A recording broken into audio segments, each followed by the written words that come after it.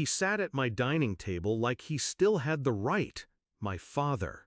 Gray hair, expensive watch, eyes darting between me and the house around us. My stepmother at his side, lips pressed tight. My half-sister scrolling her phone like she already owned the place. Then he said it. "We need the house. Your sister's getting married. It's only fair." Fair. That word was a blade. I leaned back, folded my hands, and smiled. "Not a single inch," I said. And then I watched them unravel. Hashtag. Backstory. I used to worship him, my father. He was the measure I held myself against. Tall, commanding, the kind of man everyone respected. I wanted nothing more than to earn his approval. Then she arrived. The woman he married after my mother died. Sweet on the surface, rotten underneath. She whispered lies with that syrupy voice, staged little scenes that made me look guilty, reckless, ungrateful. I was 15 when she told him I'd stolen from her purse. 15 when he threw my bag onto the porch and told me I wasn't his problem anymore. I begged him to believe me. His eyes stayed cold. He shut the door. That night, standing in the rain with nowhere to go, I understood what I meant to him. Disposable. Hashtag. The discovery. I built my life with silence and steel. Worked jobs nobody wanted. Saved every penny. Studied at night, built contacts, learned how the game was played. Years later, while they lived in comfort off his salary, I bought my first property. Small, but mine.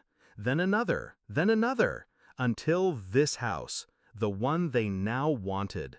The irony was rich. The man who abandoned me was now back, asking me to surrender the only thing I earned with blood and grit, for the daughter he chose over me. And that's when I realized he hadn't changed. He still believed I was weak, someone to discard, someone to take from. He didn't know the person he'd made out of the ashes.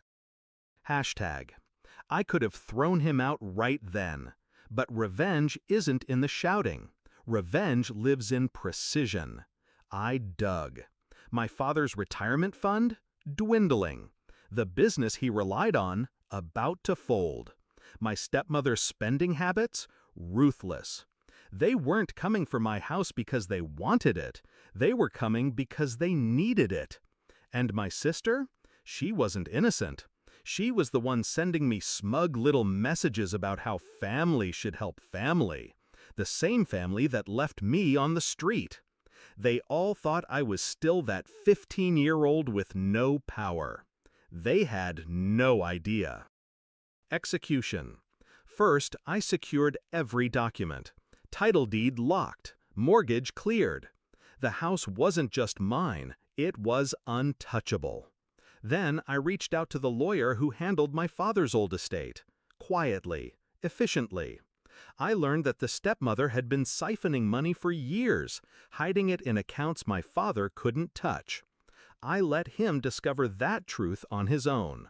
Next, I invited them here, made them feel comfortable, let them walk through the halls, commenting on curtains, flooring, furniture, as if already planning where they'd place things. I served coffee. I listened, I smiled. And when my father finally asked for the house, when he dressed it in the language of family duty, I was ready. Climax. I leaned forward, my voice calm. "Do you remember the night you threw me out?" He flinched. My stepmother's hand froze halfway to her cup. My sister glanced up from her phone. "You told me I wasn't your problem," I continued. "Do you remember why?" Silence. "Because she said I stole from her," I nodded at the stepmother. "And you believed her?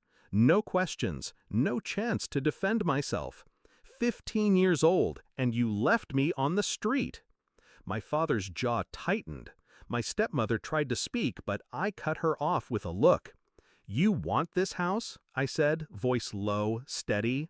"Not a single inch. Not a single brick. Not after what you did." My sister scoffed. You can't be serious. We're family. I smiled at her. No, your family. I was the sacrifice. And now I'm the one who owns everything you thought would always be yours. I slid the folder across the table. The deed, proof of ownership, proof their request was dead before it left his mouth. My father's hands shook as he opened it. His face paled when he realized. This wasn't negotiable. This wasn't a debate. The house was fortress.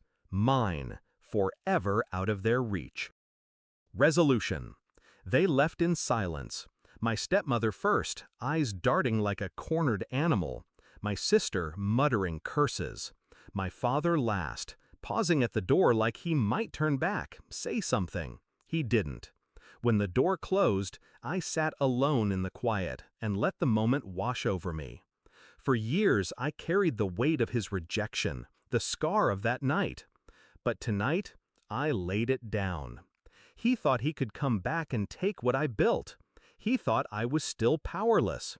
He forgot one thing. I survived without him. And now, he can't survive without me. Not a single inch.